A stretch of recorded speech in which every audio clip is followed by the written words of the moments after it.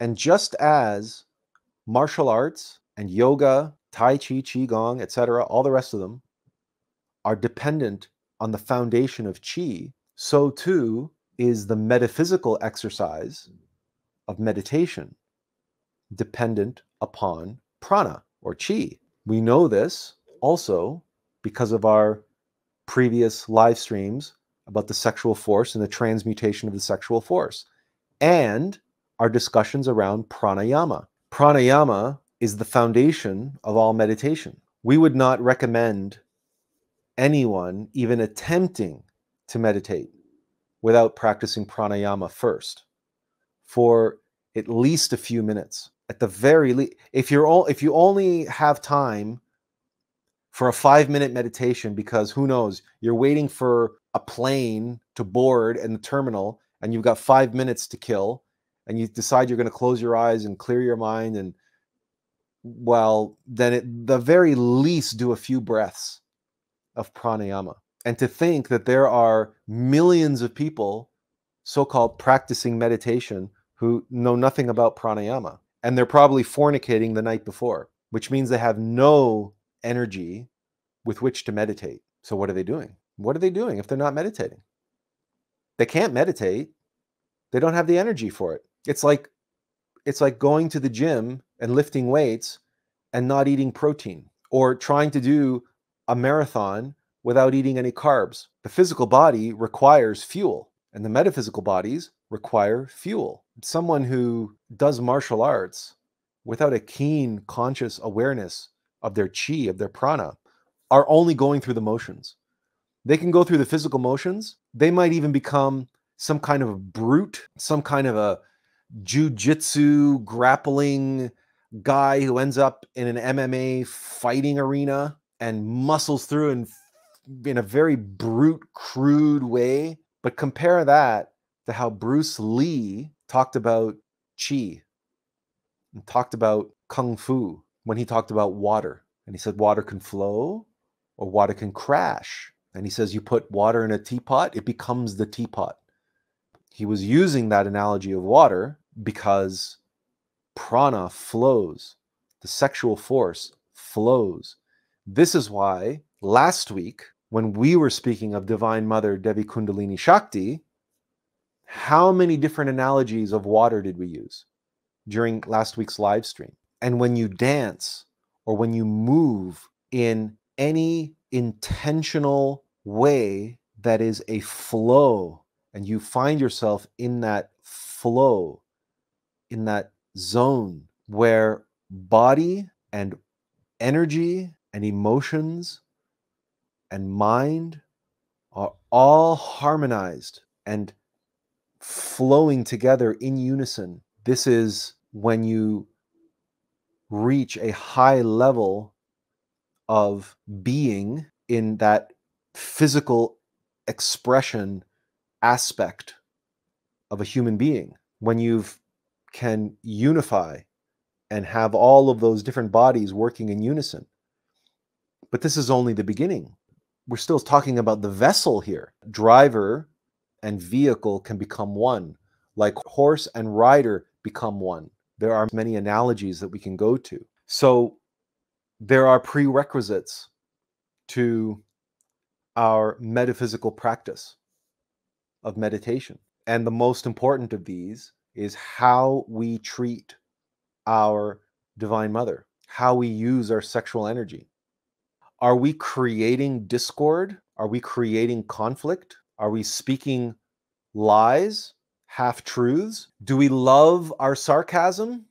Is that what we find funny, berating others and putting them down, or speaking lies or half-truths, and we think this is humorous and we're lightening the mood? Are we being narcissistic and selfish? Are we being lazy? How do we spend our time and energy? What do we spend our time and energy on?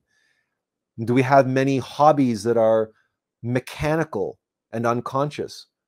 Do we binge watch shows on Netflix? Do we sit in front of the video game, either on the computer or our smartphones or our console, and whittle away hours of mindlessly clicking buttons or tapping screens or clicking the mouse, mechanically, automatically in a mode of constant reactivity? Or for that matter, do we spend hours on social media in back and forth, reactive, tit for tat arguments with complete strangers, whether they're important topics or frivolous, irrelevant topics? Because if this is how we're spending our creative energy, if this is how we are conditioning our prana, conditioning our chi, how are we going to then enter into meditation and apply that discordant, chaotic, negative, mechanical energy and try to create a space of quiet, of peace, of focused concentration, and objective truth? How are we going to receive information objectively, consciously, if all of our energy is discordant because the other 23 and a half hours of the day are spent in chaos and we forget ourselves? And then we go into meditation and think that 30 minutes of meditation is going to bring peace and clear out the rest of the 23 and a half hours in the day. Now, just from that standpoint alone, how laughable is it when you hear about celebrities and other elites living lavish, hedonistic lifestyles or these crazy, hectic schedules? And how laughable is it when they tell you that they meditate and how good it is and how beneficial it is? Do you think they're really meditating? Do you think they're even capable of meditating? That somebody who spends 99% of their day being ingenuous to themselves and dishonest with the world and hedonistic in all of their cravings and aversions and seeking validation from the public through fame and seeking this lavish lifestyle through wealth. So these people with these lifestyles, they can meditate? Really? The answer is no, they can't. And no, they don't. Because you cannot spend 99% of your time treating your divine mother like a whore and then expect in 1% of your time to have her behave as a virgin. Because prana is everything. Prana is the foundation of all. The divine mother is on all levels. And just because we talk about prana in the fourth dimension and the ninth sphere doesn't mean that it isn't the foundation of the mind and the heart, but also the willpower and the consciousness. So in a word, meditation has a prerequisite of universal ethics, and treating others ethically begins with our higher self and our divine mother. Do we make of our divine mother our immortal beloved, as we described last week, that Beethoven addressed all of those never sent love letters to? Do we treat the divine feminine source inside of us with contempt, or do we glorify her and treat her as she deserves to be treated?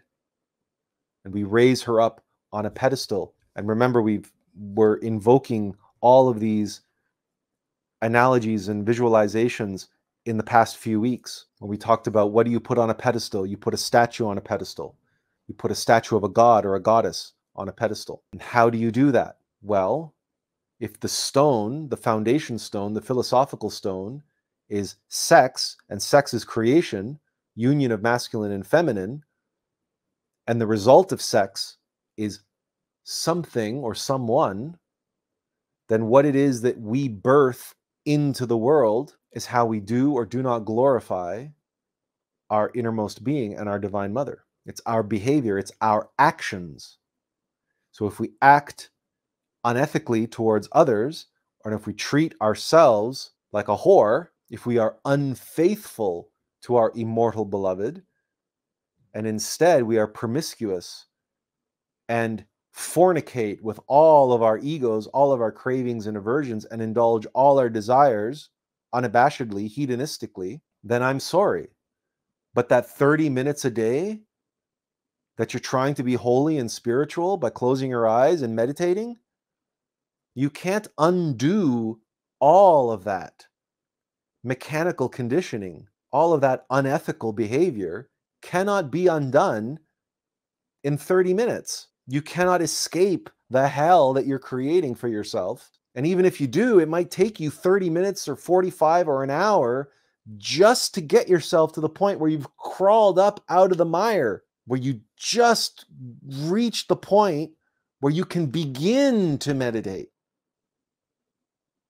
So many people, they will tell you that meditation is beneficial and meditation is great and, oh, it's helpful and it's so calming and it's soothing and I feel so great afterwards. Why?